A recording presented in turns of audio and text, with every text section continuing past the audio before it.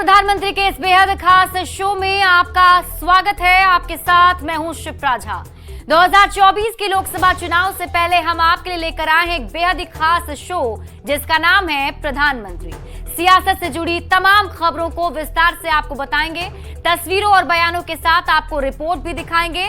पर शुरुआत सबसे पहले बड़ी चुनावी खबर से करते हैं।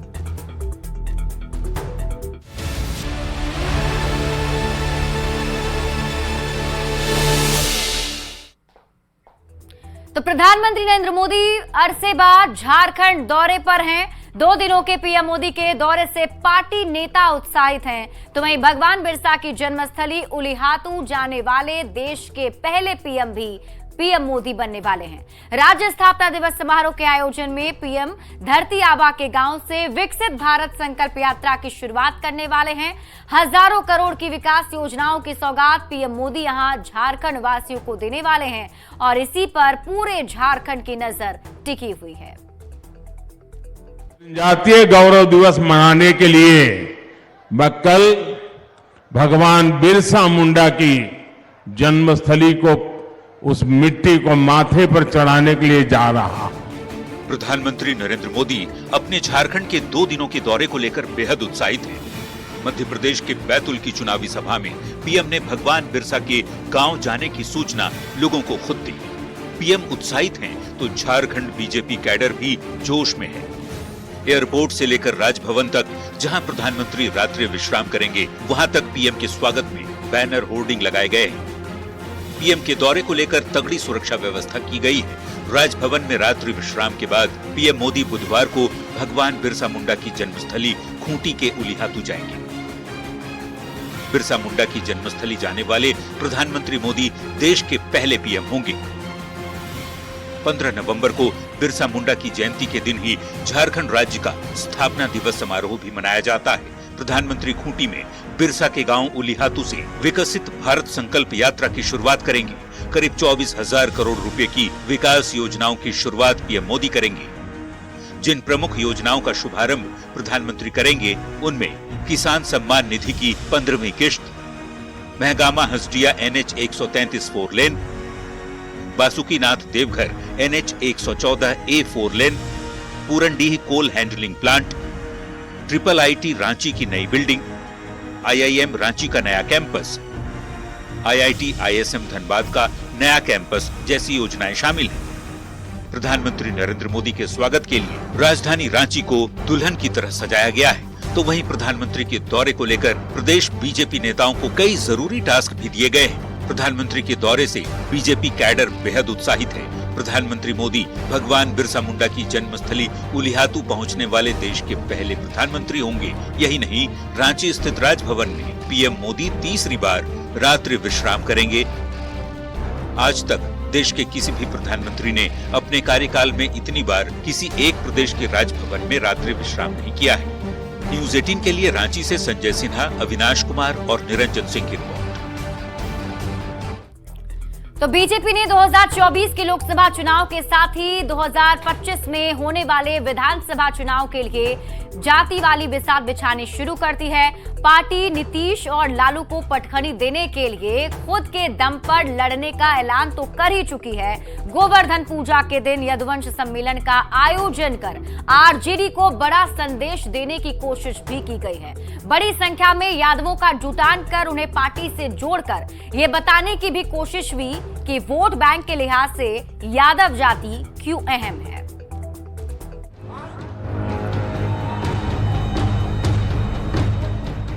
पटना का बापू सभागार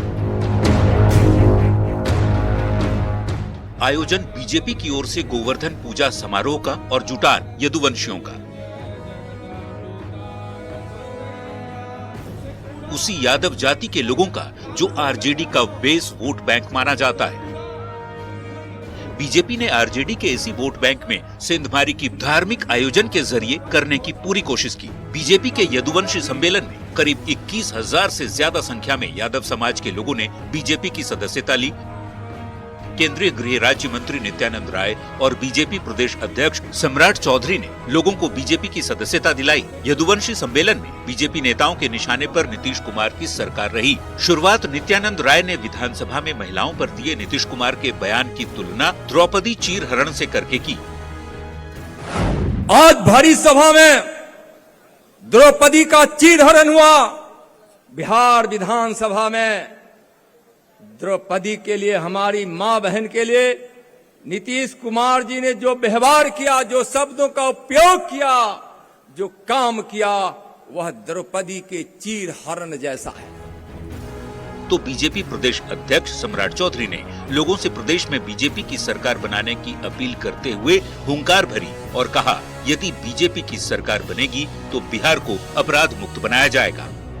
भारतीय जनता पार्टी की एक बार बिहार में आप सरकार बनाइए साथियों, एक गारंटी स्पष्ट देता हूं, कोई भी अपराधी बिहार के सरजमीन पर नहीं दिखेगा।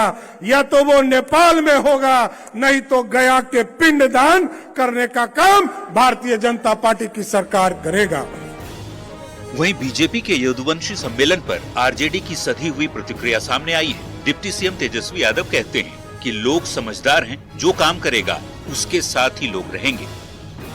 अब इस पे हमको कोई टिप्पा टिप्पणी नहीं करना है। लोग समझदार हैं, ये सब करने से कोई मतलब नहीं। लोग काम को पसंद करते हैं, जो काम करेगा जनता उसके साथ खड़ी है। बीजेपी एमएलसी नवल किशोर यादव के नेतृत्व में आरजेडी को संदेश देने के लिए ये बड़ा कार्यक्रम किया गया।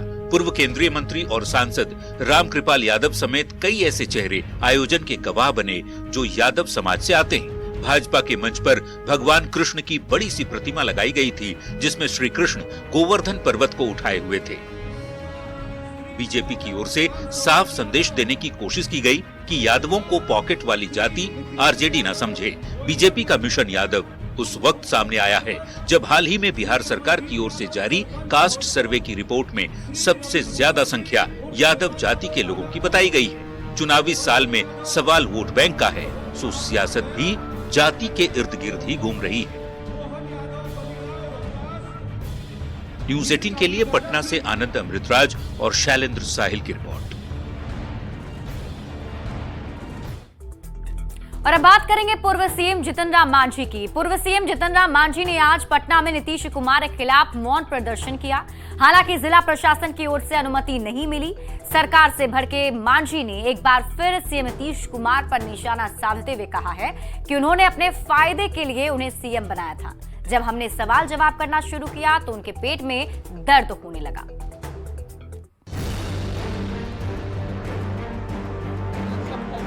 प्रार्थना करेंगे कि नीतीश कुमार के सद्बुद्धि दे।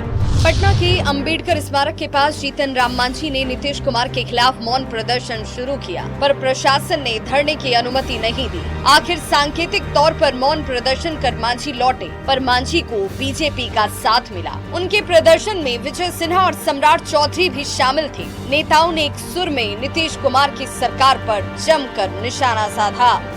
यहाँ पर बाबा का मूर्ति पर माल्यार्पण करने से भी रोका गया। इतना जघन्य अपराध हम समझते हैं कि बिहार के दलित पिछड़ा वर्ग के लोग, महिला लोग नहीं बर्दाश्त करेंगे। और ऐसा न किए हैं तो हम लोग छठ के बाद दिल्ली के जो राजधानी है वो राजघाट में भी महात्मा गांधी के सामने भी हम लोग प्रार्थना करेंगे कि नीतीश कुमार को सद्बुद्धि दे। और लोगों से कहेंगे कि ऐसे आदमी जो दिमागिया पल मने एक तरह से दिवालियापन हो गया है उनका दिमाग का, ऐसे लोगों को मुख्यमंत्री के पद पर रहने का कोई हक नहीं। आदरणीय पूर्व मुख्यमंत्री जीतन राम मांझी जी के नेतृत्व में जो बाबा साहब भीमराव अंबेडकर की मूर्ति पर माल्यार्पण करने आए थे, मौन धारण करने आए थे, इसको नहीं करने देना ये अत्यंत ही दुर्भाग्यपूर्ण है। ये लोकतंत्र की हत्या है। जीतन राम मांझी ने सोशल मीडिया एक्स के जरिए ही सीएम नीतीश कुमार पर तंज कसा है। मांझी ने लिखा, भारत के पहले प्रधानमंत्री जवाहरलाल नेहरू जी की जयंती पर शत शत नमन। राहुल गांधी जी से आग्रह है कि आज के दिन नीतीश कुमार जी से कभी भूल के भी न मिले, नहीं तो वह नेहरू जी की जगह राहुल जी की ही जयंती मनाने लगेंगे। स्वर्गीय महावीर चौधरी पुण्यतिथि वाला कांड याद ही होगा। नीतीश कुमार को लेकर मांझी का गुस्सा मौन प्रदर्शन में भले ही सामने आया हो, पर सियासी आंच अंदर ही अंदर सुलग रही है, जो आने वाले दिनों में और तेज होने की उम्मीद है। न्यूज़ 18 के लिए पटना से संजय कुमार के साथ ब्यूरो रिपोर्ट। और शो के इस सेगमेंट में आप देखते हैं बयान बवाली, नेताओं के वैसे बयान जिन पर मच गया है सियासी घमासान।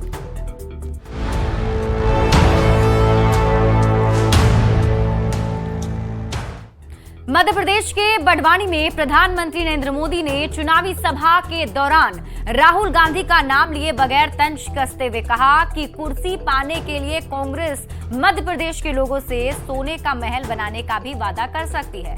बयान बवाली में सबसे पहले सुनिए पीएम मोदी को।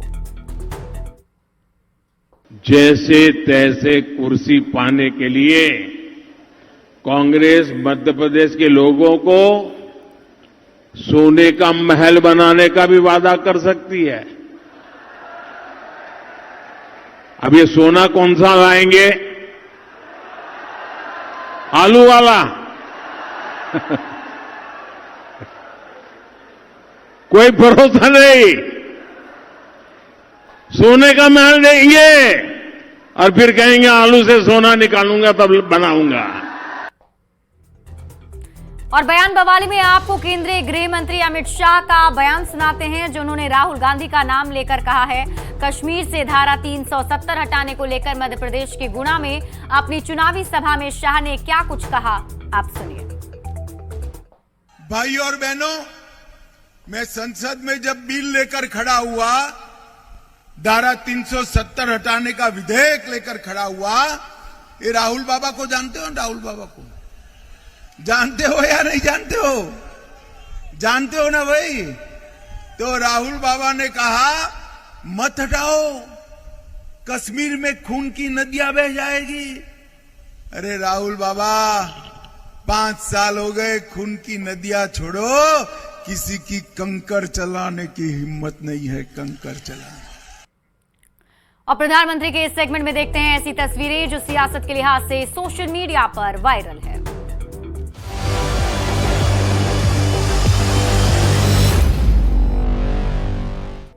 चुनावी वायरल में सबसे पहले तस्वीर बिहार के सीएम नीतीश कुमार की। विधानसभा और विधान परिषद में महिलाओं पर दिए बयान और फिर मांझी पर भड़कने के बाद मुख्यमंत्री ने मीडिया से दूरी बना ली है। विपक्ष लगातार नीतीश कुमार पर हमले बोल रहा है। ऐसे में सीएम नीतीश कुमार मीडिया से दूर भागते नजर आए। मंगलवार को पटना में नेहरू जयंती के कार्यक्रम में नीतीश मीडिया से दूर रहे। यही नहीं, सवाल पूछने पर सीएम हाथ जोड़ते भी नजर आए। तेजस्वी जी आगे। और प्रधानमंत्री के शो के आखिर में देखते हैं फटाफट अंदाज में चुनाव से जुड़ी 24 खबरें, चुनावी 24।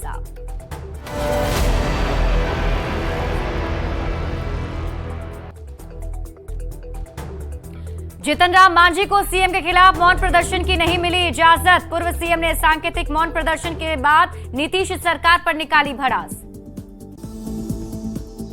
मुख्यमंत्री नीतीश कुमार ने मीडिया से बनाई दूरी। मीडिया के सवाल पर हाथ जोड़कर आगे निकल गए सीएम। केंद्रीय गृह राज्य मंत्री नित्यानंद राय की अगुवाई में आयोजित हुई यादव सम्मेलन। गोवर्धन पूजा महोत्सव पर यादव समाज के लोग बीजेपी में हुए शामिल। गोवर्धन पूजा महोत्सव में गरजे गृह राज्य मंत्री नित्यानंद राय। बिहार सरकार पर साधा निशाना, कहा दुशासन की प्रवृत्ति रखने वाले सरकार को 2025 में हराना है। यदुवंशी सम्मेलन को संबोधित करते हुए बीजेपी के प्रदेश अध्यक्ष सम्राट चौधरी का बयान, कहा बीजेपी की सरकार बनी तो अपराध मुक्त हो जाएगा बिहार।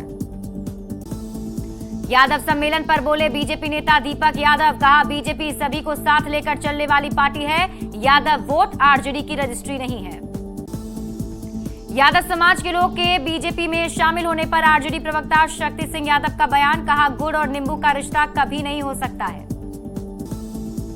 बिहार में बालू माफियाओं के हमले पर शिक्षा मंत्री चंद्रशेखर ने दिया गैर जिम्मेदाराना बयान, कहा इस तरह की घटनाएं होती रहती है।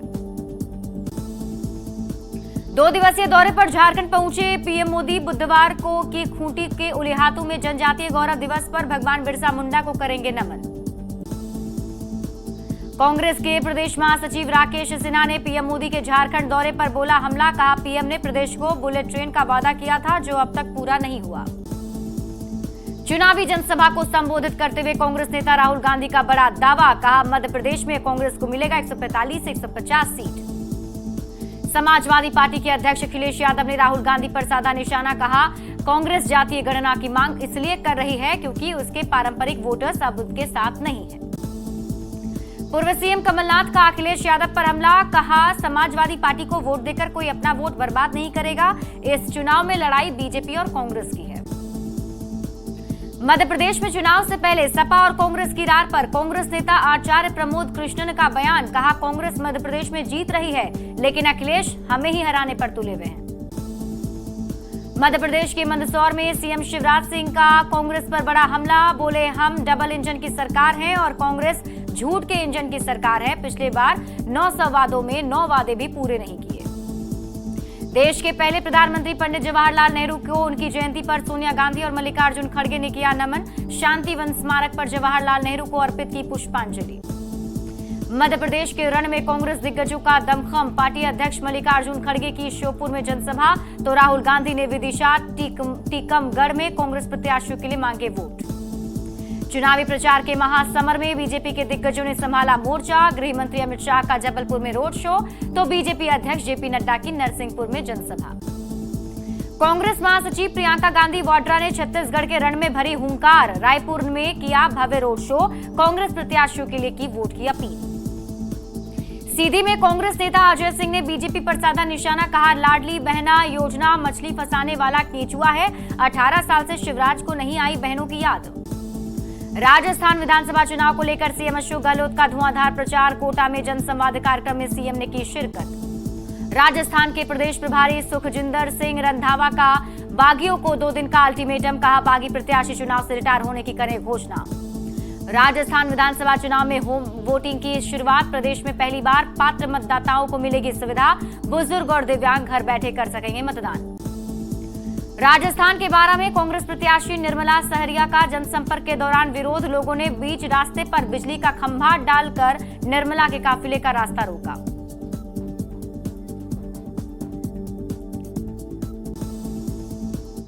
और फिलहाल इस बुलेटिन में अभी के लिए बस इतना ही। आप देखते रहिए न्यूज़ 18 बिहार झारखंड।